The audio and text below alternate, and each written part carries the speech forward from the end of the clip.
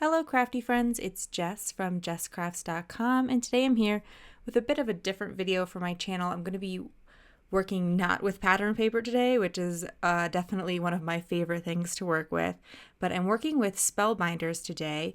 They sent me these products, so full disclosure there, and I will be using affiliate links as I usually do in the video description. But they have a new fall collection out, and I thought it would be really fun to work with because I really like fall, and I just wanted to mix it up because, again, I do use a lot of pattern paper, and I thought it would be fun to try out something a little bit more technique-based today.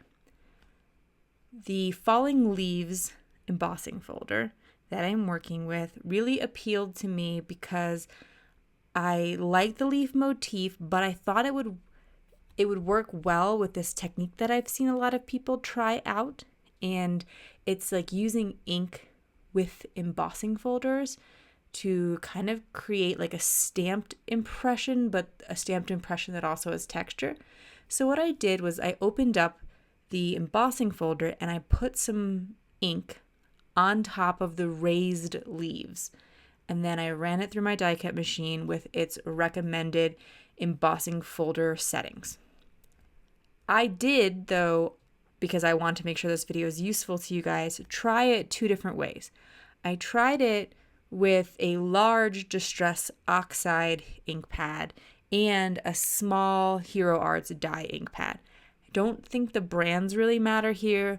I think the pigment ink versus dye ink mattered a little bit, and the big cube, or like the big ink pad versus the small ink pad. Because what I noticed is when I tried this with both different inks is that with the smaller ink pad, it was harder to actually control getting it just on the leaves, which is not necessarily what I expected. But as I ran the large ink pad across the surface, and with Distress Oxide inks, even though they're pigment, they do have a more traditional stiff felt pad. And I think a pigment ink or any kind of ink that has that soft foam pad would be too squishy and actually be a little bit more challenging with this technique. But that larger ink pad made it easier not to get ink in the in between the leaves. So if you'll notice on the dark brown one, which was the small dye ink pad, the little ink cube, I got a lot more little bits of ink stuck in between the leaves, and it didn't quite give me the impression I was looking for. However, I did really like what I got using the Distress Oxide inks. So if I were to be doing this technique going forward, I probably would stick to larger ink pads in general because I think they'd be easier to control, and only ink pads with felt.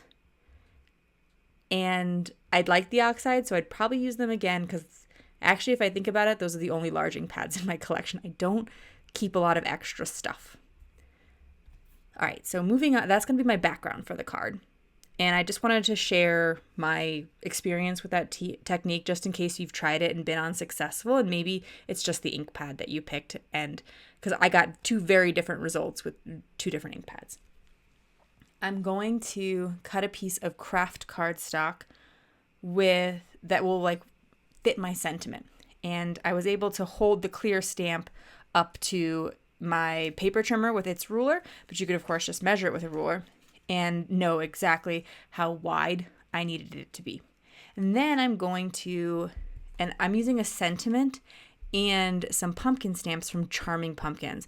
I really loved the beautiful detail in these pumpkins, and I'm going to use the solid pumpkins today, but I look forward to coloring the outline stamps. And I do like a combo like this where you can get some solid and outline stamps together in a stamp set, because there's sometimes when I really just want the ink to do all the coloring for me, and there's other times that I want to do that myself. I like to color. But today I did the solid stamping.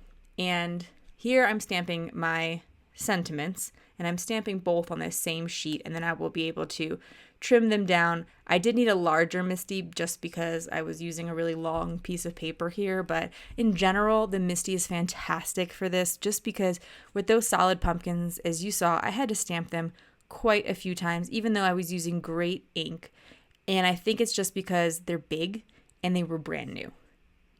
There's different ways people like to condition their stamps.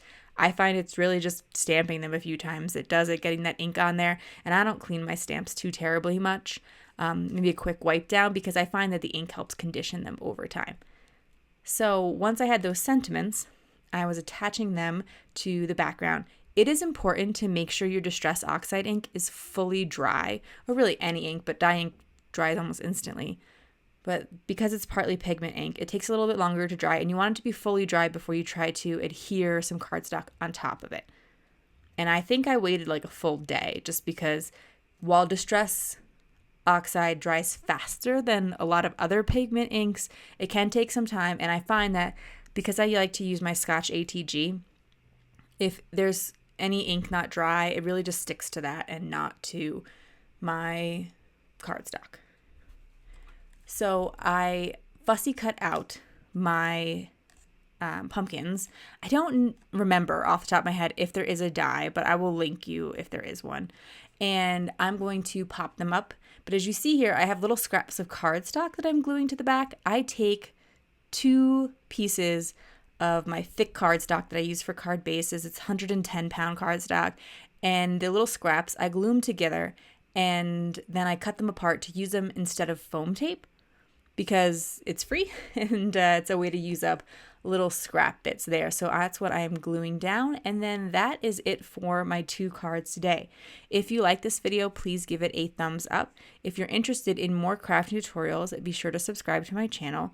As mentioned before, I will leave you links in the video description to the products that I shared today, and I hope it was helpful to get a little bit of feedback on how you might best try this technique. Thanks so much for watching, and have an awesome day. Bye.